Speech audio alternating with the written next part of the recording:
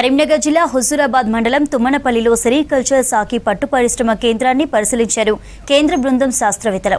Mulberry మొక్కలను పరిశీలించి వ్యాధి నివారణ చర్యలపై రైతులకు సూచనలు చేశారు.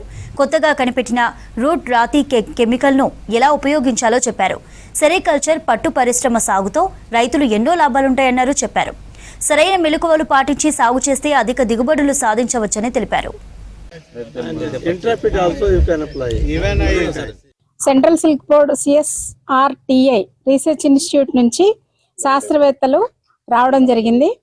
వారు మల్బరీ యొక్క ఆకులో ఉన్నటువంటి వివిధ రకాలైనటువంటి రోగాలు, వాటి యొక్క నివారణ చర్యలు వీరికి తెలియజేయడం జరిగింది.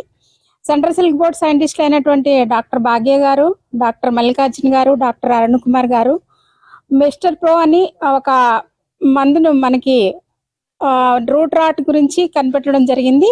దానిని రైతులకు వారు వివరించడం జరిగింది, దాన్ని ఏ విధంగా ఉపయోగించాలనేది.